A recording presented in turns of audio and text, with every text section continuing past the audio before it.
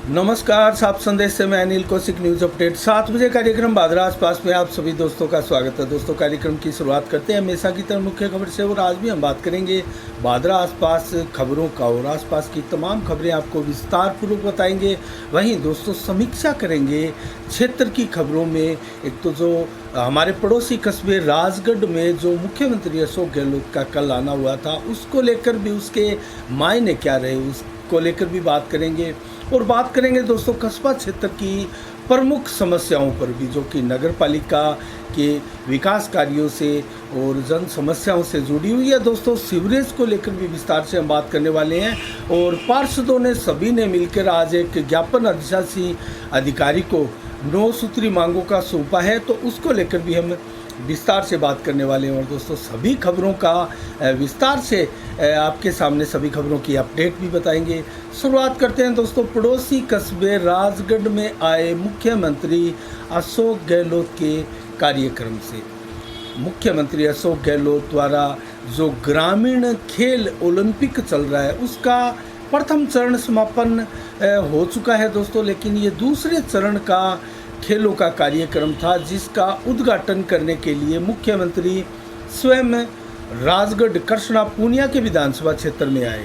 और दोस्तों आश्चर्य है कि जब प्रथम चरण का कार्यक्रम था, जोधपुर से शुरुआत हुई थी, तो उस कार्यक्रम में भी कृष्णा पूनिया वहां अतिथि बनकर पहुंची थी और वहां से संबोधित भी किया था।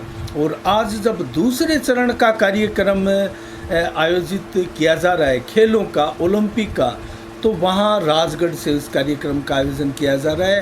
और कृष्णा पूनिया स्वयं एक बहुत बेहतरीन एथलेटिक्स भी रह चुकी है दोस्तों, बहुत ही जुझारू खिलाड़ी थी, और पद्म श्री पुरस्कार भी उनको मिला था, तो पद्म श्री कृष्णा पूनिया के नाम से भी उनको जानते हैं। तो क्या है इसके मायने? प्रथम चरण के कार्यक्रम में कृष्णा पूनिया का पहुंचना, और द्वितीय चरण में कृष्णा पूनिया के विधानसभा क्षेत्र में अशोक गहलोत मुख्यमंत्री का आना। और सबसे ताकतवर विधायक अगर बगैर मंत्रिमंडल के राजस्थान की बात करें, तो बादरा विधायक बलवान पूनिया को सबसे ताकतवर विधायक माना जाता है, जो कि सपोर्ट कर रहे हैं, समर्थन कर रहे हैं सरकार का। ऐसे में 60 किलोमीटर दूर आकर वहीं से फतेहपुर के लिए एक कार्यक्रम पंचायत का था, वहाँ से चले जाते हैं वापस, लेकिन बादरा नहीं आते। दोस्तों क्या है आखिर इसके मायने? तो सबसे पहले तो हम बात कर लेते हैं राजगढ़ विधानसभा क्षेत्र की। तो कृष्णा पूनिया एकमात्र बड़ी दावेदार है दोस्तों कांग्रेस टिकट के लिए भी, जो 2023 का चुनाव होना है आगे विधानसभा का, उसके लिए भी।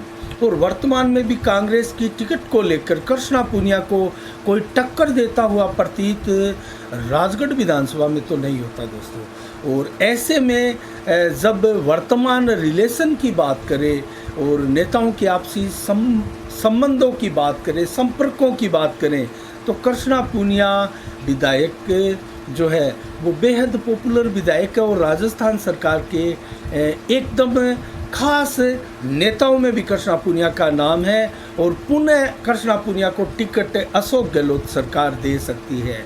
ये अलग बात है कि मुख्यमंत्री अशोक गहलोत आगे भी 2023 के लिए सीएम फेस का चेहरा रहेंगे भी या नहीं, क्योंकि उनको राष्ट्रीय अध्यक्ष कांग्रेस का बनाए जाने की बात भी है। और यहाँ भी चर्चा छिड़ी दोस्तों, जब राजगढ़ में मुख्यमंत्री अशोक गहलोत आए, तो यहाँ जब चर्चा छिड़ी, मीडिया ने सवाल पूछे, तो उन्होंने साफ बोला कि राष्ट्रीय अध्यक्ष तो मैं बनूं या नहीं बनूं, मैं, लेकिन राजस्थान से मेरा नाता इसी प्रकार से जुड़ा रहेगा, और मैं राजस्थान से कभी भी अलग नहीं हो पाऊंगा। और साथ में ये भी कहा कि मैं 2 बार इससे पहले राजगढ़ आया हूँ, और दोनों ही बार मेरा हेलीकॉप्टर गिर गया था। मैं बच गया, लेकिन मेरा हेलीकॉप्टर गिर गया था, और 2 बार मुझे कोरोना से पॉजिटिव भी होना पड़ा था। तो ये बातें क्यों मुख्यमंत्री अशोक गहलोत ने कही, और ये भी कहा कि मेरी हार्ट की सर्जरी होने के बाद भी मैं सही सलामत बच गया। तो इसका जिक्र राजगढ़ में करना दोस्तों, इसके मायने क्या है? और जहाँ तक मायनों की बात है, तो दोस्तों राजगढ़ में अशोक गहलोत का आजकल जो संबोधन होता है वो कहीं ना कहीं बहुत ज़्यादा प्रफुल्लित है, क्योंकि उन्हें कांग्रेस का राष्ट्रीय अध्यक्ष भी बनाया जा सकता है। और इनकी जुबान भी 2-3 बार पिछले काफ़ी समय से अगर उनका संबोधनों को देखें तो उनकी जुबान भी आजकल ज़्यादा फिसलने लगी है। जैसे राहुल गांधी की ज़ुबान अक्सर फिसल जाया करती है और केजी को लीटर भी बोल जाया करते हैं, उसी प्रकार से संभवतः ये इसके कोई विशेष मायने नहीं हो सकते, क्योंकि राजगढ़ में 2 बार आए और दोनों बार हेलीकॉप्टर गिर गया और उनको 2 बार कोरोना पॉजिटिव हो गए, हार्ट सर्जरी भी हुई है। तो इनका कोई विशेष मायना यहाँ राजगढ़ के परिप्रेक्ष्य में दोस्तों देखा नहीं जा सकता, क्योंकि कृष्णा पुनिया उनके जोधपुर उनके गृह क्षेत्र में पहुंची थी जब ग्रामीण ओलंपिक का शुभारंभ हुआ था, और आज उनके क्षेत्र में पहुंची है तो उनकी चाहती है, इसमें कतई कोई दो राय नहीं। और टिकट कृष्णा पुनिया की संभावित शायद संभवतः ना कटे, क्योंकि लोकप्रिय नेता है और एकमात्र उम्मीदवार है। अगर बात करें दोस्तों भादरा विधानसभा क्षेत्र से 60 किलोमीटर दूर मुख्यमंत्री का कार्यक्रम होता है और अनेकों शिलान्यास और कार्यक्रम ये आयोजित भी किए जाते हैं, लोकार्पण कार्यक्रम भी वहाँ किए जाते हैं। और भादरा में भी ऐसे लोकार्पण और शिलान्यास कार्यक्रम शेष है दोस्तों। लाला सत्यनारायण सराफ की भी एक प्रतिमा का लोकार्पण होना है और ऐसे अनेकों विकास कार्यों के भी लोकार्पण होना है और शिलान्यास कार्यक्रम भी बहुत ऐसे होने हैं। तो बलवान पुनिया कई बार जिक्र भी कर चुके हैं, मुख्यमंत्री अशोक गहलोत आएंगे, उनके द्वारा ये शिलान्यास या लोकार्पण होगा। लेकिन 60 किलोमीटर आकर भी दोस्तों क्यों नहीं आए? क्या कहीं ना कहीं कोई तल्खी है बलवान पुनिया और मुख्यमंत्री अशोक गहलोत के संबंधों में? दोस्तों हो सकता है, लेकिन विकास कार्यों से और उनके कार्य जिस संकल्प के साथ राजस्थान सरकार करती आ रही है और उनके मंत्री और स्वयं मुख्यमंत्री अशोक गहलोत उनकी हर बातें मानते हैं, उससे लगता नहीं है। और ये ज़रूर है कि कांग्रेस के नहीं है बलवान पुनिया, इसलिए ना आए हो। और संभवतः अब चुनाव नज़दीक ही आ गए हैं, 1 साल लगभग बचा है दोस्तों कार्यकाल का। अंतिम बजट हम मानकर चल सकते हैं जो अब आने वाला है। और 19 सितंबर को विधानसभा का सत्र भी प्रारंभ होने वाला है और भाजपा बहुत ज़बरदस्त तरीके से कांग्रेस को घेरने की दोस्तों कोशिश भी कर रही है, मन भी बना चुकी है और पूरा मसौदा भी तैयार किया जा चुका है इसको लेकर, चाहे वो लंपी वायरस हो या दोस्तों ये अहम मुद्दा रहेगा, चाहे बिजली पानी आदि के मुद्दे हो और अपराध जगत का मुद्दा हो, कन्हैया हत्याकांड का मुद्दा हो और कर्ज माफ़ी हो, किसानों के गोपालकों का सवाल हो और दोस्तों बीमा क्लेम से जुड़े हुए इन सभी मुद्दों पर भाजपा मुख्यमंत्री अशोक गहलोत को सरकार को घेर सकती है विधानसभा में। तो दोस्तों ये तो रही विधानसभा सत्र की बात, लेकिन भादरा में इसके मायने क्या निकाले जाए? क्या बलवान पुनिया अब कहीं ना कहीं आला नेताओं की नज़र में कांग्रेस के या मुख्यमंत्री की नज़र में उतने महत्वपूर्ण नहीं रहे हैं, क्योंकि सरकार जाने का, सरकार खोने का, सरकार गिरने का अब भय मुख्यमंत्री अशोक गहलोत को नहीं रहा है। तो ऐसे में क्या ज़रूरी नहीं समझा मुख्यमंत्री अशोक गहलोत ने भादरा आने के लिए और अनेकों लोकार्पण शिलान्यास कार्यक्रमों में भाग लेने के लिए, ताकि बलवान पुनिया क्षेत्र के लोगों को ये दिखा सके कि मुख्यमंत्री के साथ उनके क्या संबंध, क्या रिश्ते हैं। दोस्तों हम सदैव इस प्रकार के विश्लेषणों में आपको बताते आए हैं कि वाकई में ही बहुत ताकतवर विधायक है बलवान पुनिया और हर एक काम होते हैं और तमाम नेताओं को, विपक्ष के जितने नेता हैं दोस्तों उनको एक प्रकार से मारवाड़ी भाषा में कहे तो खुडे लाइन लगा दिया है। दोस्तों ऐसा ताकतवर विधायक बहुत कम यदा कदा ही देखा जाता है। हमारे आसपास के विधानसभाओं का जिक्र करें तो इतना कोई मजबूत ताकतवर विधायक बहुत सालों से, पिछले 1-2 दशकों से नहीं देखा गया। तो क्या भविष्य है बलवान पुनिया का, ये तो दोस्तों वक्त ही बताएगा। इसकी समय समय पर हम समीक्षा करते रहेंगे। लेकिन राजगढ़ से वो सीधा फतेहपुर के लिए खोटिया पंचायत का एक कार्यक्रम था, वहाँ चले गए और वहाँ से अन्यंतर चले गए, अर्थात भादरा आसपास का कोई कार्यक्रम अशोक गहलोत का नहीं था।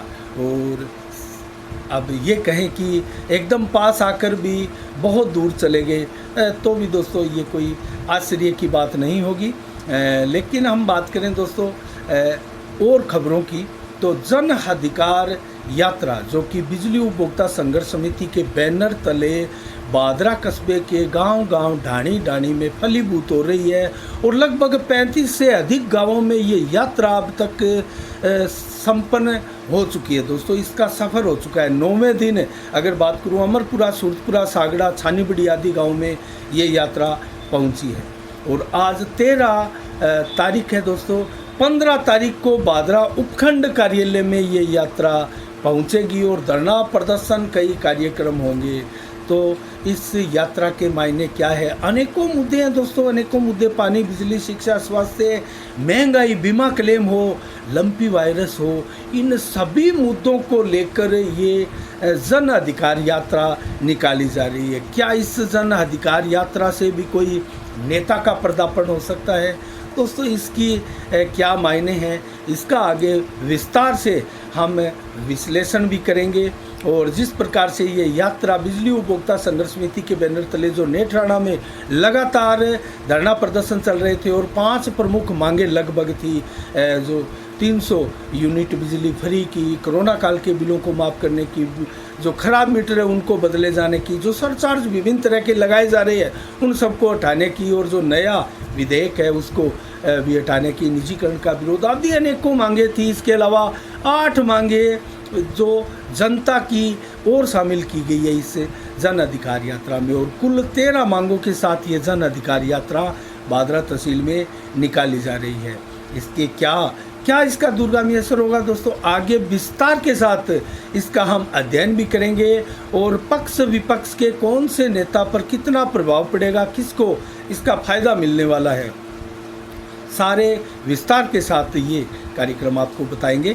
और दोस्तों बड़ी खबर का जिक्र करें तो पश्चिम बंगाल में बवाल उस समय हो गया जब कोलकाता के दोस्तों हावड़ा मैदान में भाजपा का हल्ला बोल कार्यक्रम चल रहा था। इतना जोशीला कार्यक्रम, हल्ला बोल कार्यक्रम ममता बनर्जी की सरकार पर भारतीय जनता पार्टी ने किया था कि दोस्तों उससे सरकार पूरी बौखला गई और बड़ी फोर्स डालते हुए वहाँ दोस्तों लाठियाँ बांधी गई और कार्यक्रम को तितर बितर कर दिया गया और एक प्रकार से बम, गोले, लाठियाँ, वाटर कैनन, पत्थर, बाटे, ईंट, जंग, थप्पड़, भगदड़ तक मची है दोस्तों। तो सारा कुछ मौजूद था उस जनसभा में, उस धरना प्रदर्शन में। और बड़े बीजेपी के जो आला नेता थे, पश्चिम बंगाल के शुभेंदु अधिकारी, वासु चटर्जी आदि को गिरफ्तार भी कर लिया गया। तो इसका बवाल है दोस्तों, बड़ी संख्या में कार्यकर्ता घायल हुए हैं, पुलिस की गाड़ियां तक घुसाई भीड़ ने फूंक दी क्योंकि जमकर लाठियां बांधी गई दोस्तों इस शांतिपूर्ण आंदोलन पर। तो एक प्रकार से अराजकता का सा माहौल पश्चिम बंगाल में आज से नहीं बहुत पहले से देखा जा रहा है। और दोस्तों लगातार धरने प्रदर्शन आदि की विपक्ष को वहाँ इजाज़त नहीं है। इसके अलावा बात करें दोस्तों राजस्थान की, तो 40 सीटों पर ओवैसी की जो पार्टी है AIMIM वो चुनाव लड़ सकती है। जैसा कि गोकसी का जो प्रकरण हुआ था और दोस्तों मुस्लिम समाज की 9 सितंबर को रैली और धरना प्रदर्शन का कार्यक्रम था, उसमें भी ओवैसी के आने की चर्चा थी और प्रशासन के हाथ पांव भी फूल गए थे। दोस्तों विस्तार से हमने आपको इस कार्यक्रम के बारे में पहले ही बताया था, लेकिन ओवैसी का कार्यक्रम था बीच में वो फिर कैंसिल हो गया था दोस्तों। और उसके चलते और जो कार्यक्रम था, क्योंकि यहाँ जो घटनाक्रम गोकसी को लेकर हुआ दोस्तों, उसकी CBI जांच हिंदू और मुस्लिम समाज दोनों ही द्वारा की जा रही है और उसकी जांच की जा रही है। और इस मामले की गहराई जब इन आला नेताओं तक पहुंचती है तो वो अंदाज़ा लगाते हैं कि यहाँ हमें जाने से फ़ायदा है या नहीं है। बेशक 40 सीटों पर ओवैसी की पार्टी यहाँ चुनाव लड़ेगी और कांग्रेस को निश्चित रूप से वो नुकसान भी पहुँचाएगी। और आम आदमी पार्टी की इस बार दोस्तों एंट्री भी हो सकती है राजस्थान में। तो एक और खबर मैं बताऊं दोस्तों आसपास की, तो नौर के लखासर गांव में कल एक व्यक्ति को पकड़ा गया दोस्तों, जो अपने आप को लाहौर पाकिस्तान से आया बताया जा रहा था। उसके पास छोटे बड़े कुछ हथियार भी मिले और नशीली दवाइयाँ भी मिली। कॉलर में छुपाकर ड्रग्स जैसी जो सफ़ेद पाउडर की दवाइयाँ हैं दोस्तों वो भी मिली थी।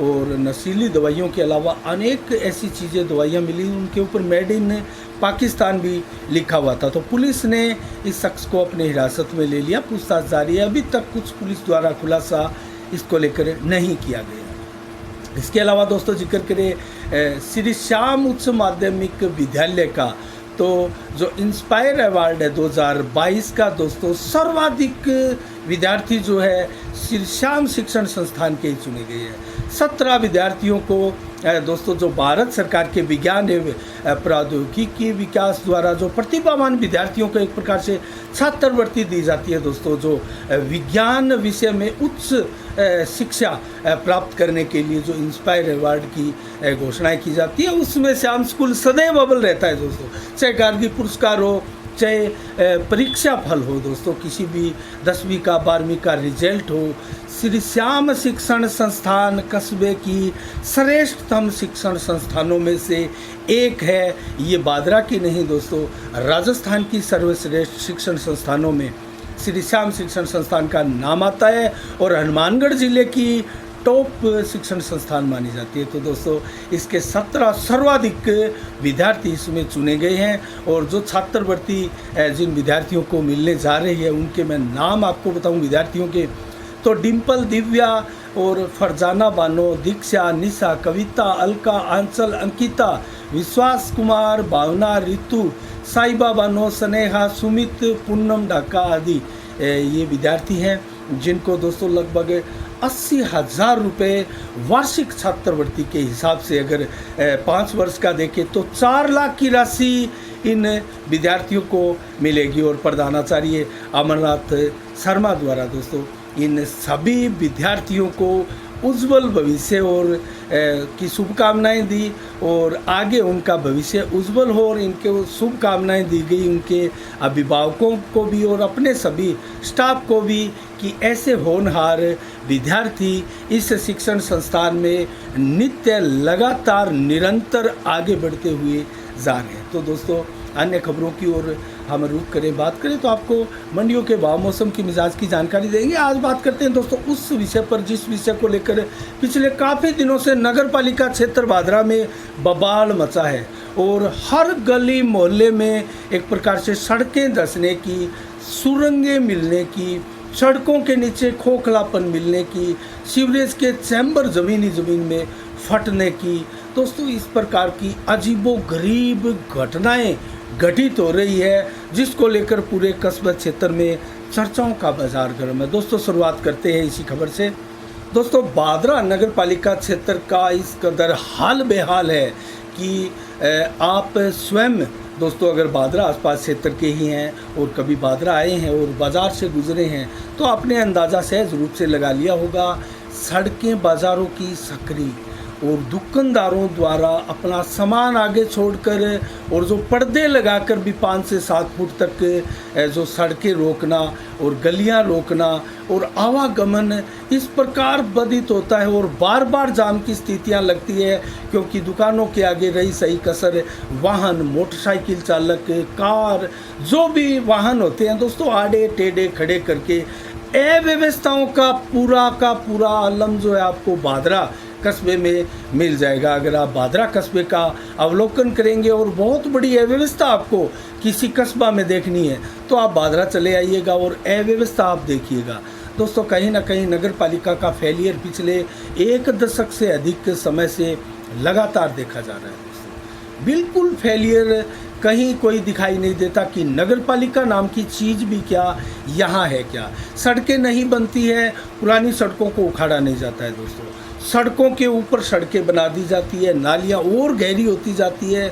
नालियों का हाल ये कि 3 से 4 फुट तक की भी कहीं कहीं नालियाँ नालों के रूप में गहरी हो चुकी है, जिनमें कीचड़ गंदगी इस प्रकार जमे रहते हैं, जिनको निकालने के लिए काफ़ी दिनों बाद नगर पालिका के कर्मचारी आते हैं और जब उनको निकाला जाता है और सड़कों के किनारे उनकी ढेरियाँ गिल्ले कचरे की, कीचड़ की रख दी जाती है, तो जो भीड़ भाड़ बादरा कस्बे के बाज़ारों में होती है और जो अतिक्रमण से सड़कें सिकुड़ी हुई है और जो भारी भरकम वाहनों का आवागमन होता है उसके टायरों से चिपक कर ये गीला कचरा, गंदगी, कीचड़ दोस्तों पूरी बादरा के बाज़ारों में इस कदर फैल जाता है जैसे पूरी बादरा को गंदा करने का अभियान चलाया गया हो।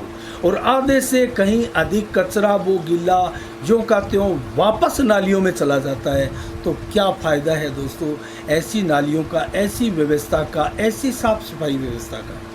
दोस्तों ये बहुत गंभीर चिंता का विषय है। ना यहाँ कोई पार्किंग की व्यवस्था है, ना यहाँ जाम जो लगते हैं उनको खोलने की समस्या है, और जो सड़कें सकड़ी हो चुकी है, अतिक्रमण लग चुका है। दोस्तों कहीं एक टाइम में याचिका लगी थी जोधपुर हाई कोर्ट में बादरा के बाज़ार को लेकर, चौड़ा करने को लेकर, अतिक्रमण जो हो रहा था उसको लेकर, लेकिन उस याचिका को भी दोस्तों टाई फिस हुए काफ़ी समय बीत गया और लोगों में चर्चा ज़रूर यदा कदा उसको लेकर होती है और आरोप भी लगते हैं कि वो याचिका ऐसे ही नहीं गई, उसके पीछे बहुत बड़ा रीज़न है। और बड़े बड़े व्यापारियों ने जिन्होंने कब्जे किए हैं वो कहीं ना कहीं प्रलोभन देकर इस पूरे अभियान को, याचिका को ठंडे बस्ते में डलवा दिया गया है। दोस्तों ये बहुत बड़े आरोप है। कभी हमें जब याचिका लगाने वाले शंकर लाल पचारिए जब मिलेंगे तो हम उनसे साक्षात्कार भी करेंगे और जानेंगे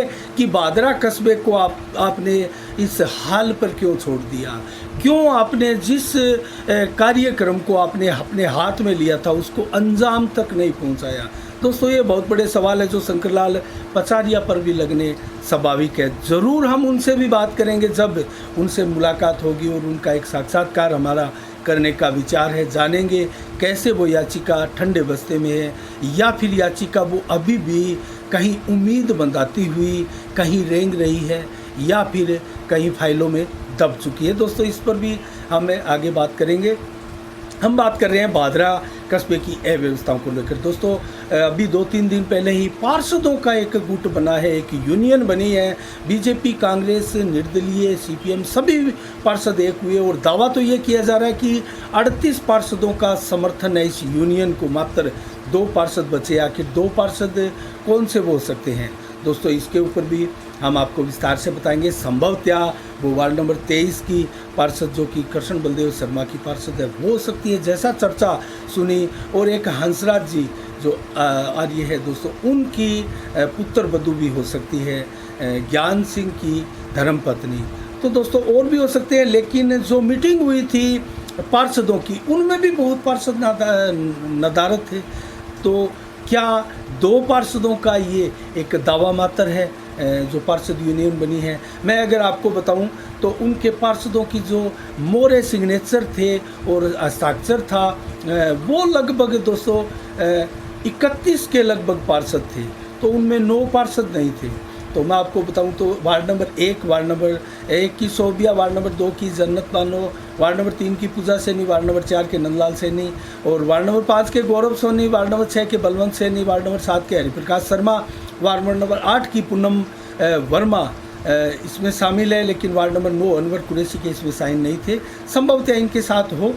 वार्ड नंबर 10 की अफराना बानो इनके साथ है। Adris Khan ward number 11, Bashir Khan ward number 12 और Imran Khan ward number 13, Bisar Tali ward number 14, Salim Khanzada ward number 15 और Jagdish Khokhewala ward number 16, Ramswaroop Mistry ward number 17, Manju Punia ज़रूर इसमें साइन नहीं थे और इनके साथ हो, लेकिन ये हमने नाम बोले वो सब इनके साथ है। वार्ड नंबर 19 युवराज सिंह भी इनके साथ है। वार्ड नंबर 20 बलियामन इसमें शामिल नहीं थे, सिग्नेचर नहीं थे। वार्ड नंबर 21 दारा सिंह इनमें साथ थे। वार्ड नंबर 22 दयानंद खोखेवाला भी इनमें साथ है।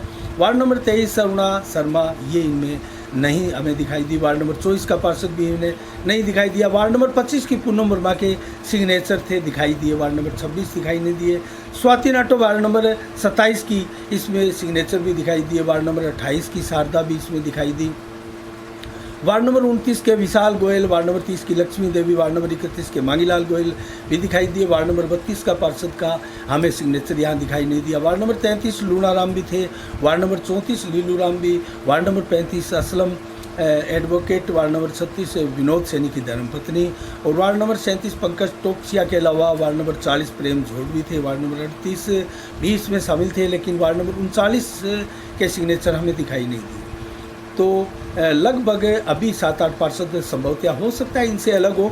लेकिन मैं बात करूं दोस्तों, इन्होंने एक ज्ञापन आज सभी पार्षदों ने, और उत्तरी क्षेत्र जो भादरा कस्बे का है जिसमें श्योपुराबाद से जोधपुराबाद सैनी मोहल्ला आते हैं दोस्तों, उनके लोगों द्वारा एक ज्ञापन दिया गया और उसमें लगभग 9 के करीब मांगे थी। मैं जल्दी से आपको बताऊंगा, जिनमें तोड़ी गई सड़कें या बरसात से टूटी सड़कें, नालियाँ, सीवरेज जो से गड्ढे हुए हैं जलदाय विभाग की तरफ से या सीवरेज की तरफ से जो सड़कें धसी है, वो टूटी हुई नालियाँ और नालियों के ऊपर जो जालियाँ हैं टूटी हुई है, सीवरेज के खड्डे हो गए, वो सारे के सारे आवागमन दुरुस्त करने को लेकर मांग उठाई गई है दोस्तों। इन सारी समस्याओं को दुरुस्त करने की मांग की गई है। इनमें विस्तार से मैं आपको बताऊं तो पुरानी नालियां दोस्तों लगभग मैंने आपको बताया 2 से 3 नहीं, कई जगह 4 फीट तक नीचे नालियां धस चुकी है। उनमें जो गंदगियां भरी रहती है उसको दुरुस्त किया जाए, और उनको दुरुस्ती करने का कारण और जो एक रीज़न बताया गया है वो सिर्फ और सिर्फ विकल्प के रूप में यही है कि सड़कों जो नालियां हैं उनको ऊपर उठाया जाए, या फिर सड़कों को जो है खोद कर बनाया जाए। सड़कों को जहां सड़क थी वहीं खोद कर पुरानी सड़क को उसी के स्थान पर बनाया जाए, उनको ज़्यादा ऊपर लेवल उनका ना उठाया जाए।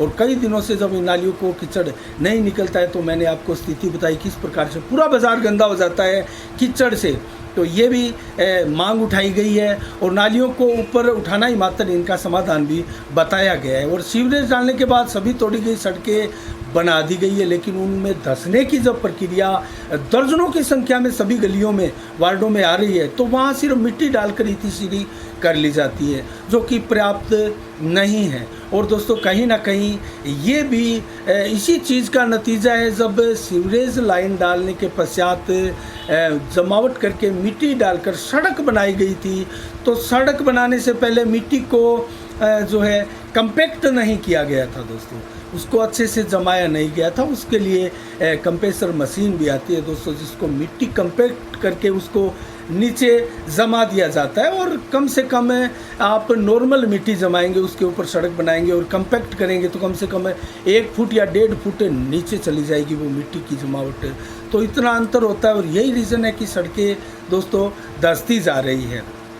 और इसके अलावा जहाँ भी दोस्तों धंसने की खबरें मिलती है, मिट्टी का जो अवरोधक भी बन जाता है और आवागमन में भी इसको लेकर भारी परेशानियाँ होती है। और सड़कों के दोनों तरफ जो नालियाँ बनी हैं उसमें साफ़ सफाई नहीं है, ये भी आरोप है पार्षदों द्वारा। और उत्तरी पूर्वी भाग का जो क्षेत्र है उसकी मांग जो है श्योपुराबाद से जोधपुराबाद और सैनी मोहल्ला की, इसकी ये नालियाँ और अवरोधक जो होते हैं एक प्रकार से, जिस प्रकार से सिनेमा हॉल के पास में बाईपास, सिनेमा हॉल के पास से जो बाईपास तक सड़क बनी है दोस्तों, उसके ऊपर जो बहुत ये जो मुख्यमंत्री सड़क योजना की सड़क थी और इसमें बहुत गड्ढे, पूरी सड़कें टूट चुकी है, नालियां दोनों की तरफ की साफ़ सफाई नहीं हो रही है। और ये सड़क गारंटी अवधि में थी जो कि जगह जगह से टूटकर जीर्ण शीर्ण हालात में पहुंच चुकी है। और बार बार शिकायत करने पर भी इस सड़क का निराकरण नहीं किया जा रहा है, ऐसे आरोप भी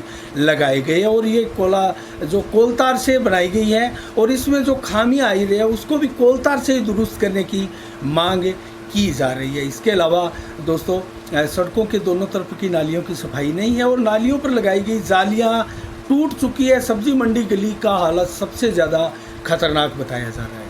तो दोस्तों डीएवी स्कूल के पास भी दोनों ओर से जो ब्रेकर लगाए गए हैं, वो ब्रेकरों के दोनों ओर स्लोप नहीं लगाए जाते हैं, एक और लगाया जाता है, जिससे ये ब्रेकर जो है वाहनों को नुकसान पहुंचाते हैं और कहीं ना कहीं ब्रेकरों के चलते आम लोगों को, आम राहगीरों को परेशानियां उठानी पड़ती है। तो ब्रेकरों को छोटा और दोनों साइडों से स्लोप लगाकर करने की भी मांग की गई है। तो ये मांगे उठाई गई है दोस्तों नगर पालिका क्षेत्र में। और लगातार क्यामखा निवास के युवा भी दोस्तों कल भी नगर पालिका में धरना प्रदर्शन किया था। वार्ड नंबर 10 में भी सुरंग जैसी जो नीचे सड़क खोखली दिखाई दी थी। और वार्ड नंबर 10 में 2 जगह इस प्रकार से सड़कें ढह गई थी। वार्ड नंबर 9 और 12 की मेन गली भी क्याम खा निवास में दोस्तों ढह गई। और पूरे जो मोहल्ले के युवा है उन्होंने कहा कि 40 के 40 वार्डों में वो अभियान चलाकर लोगों को जागरूक करेंगे और सीवरेज कंपनी की जो खामियां हैं वो लोगों के जागरूक करके गिनवाएंगे और नगर पालिका से पुनः इन सड़कों को बनवाया जाएगा और चैम्बरों के नीचे शानदार बेस बनाकर पुनः चैम्बर बनाने की मांग भी की जाएगी। तो दोस्तों आज के लिए कार्यक्रम में इतना ही। और अब हम जल्दी से आपको बताएं तो 13 सितंबर को आज क्या विशेष दिवस है। 2000 को विश्वनाथन आनंद ने दोस्तों पहला शतरंज का विश्व कप आज ही के दिन जीता था। और महिमा चौधरी फिल्मी अभिनेत्री का जन्म 1973 में आज ही के दिन हुआ था। और श्रीधर पाठक जो कि प्रसिद्ध इतिहासकार कवि लेखक भी रहे हैं, 1928 को उनका निधन आज के दिन हुआ था। और विश्व भाईचारा और क्षमादान दिवस आज के दिन मनाया जाता है पूरे विश्व में। तो भाईचारे की मिसाल है आज का दिन, आपसी सामंजस्य भाईचारे की और क्षमादान। अगर किसी कारणवश आप किसी से नाराज़ है उसको आप क्षमा करते हैं तो ये इसके लिए दिन आज बनाया गया है। ये श्रेष्ठतम दिन आज पूरे विश्व के लिए है। तो इसके अलावा दोस्तों नोट से शुरुआत करते हैं मंडियों के भाव की। मोट 6345, मूंग 6724, ग्वार के भाव 4800, चना 4585, गेहूँ 2142, बाजरी 1966 रुपये प्रति क्विंटल, जबकि नरमा 10,000 रुपये नौर में बिका है दोस्तों।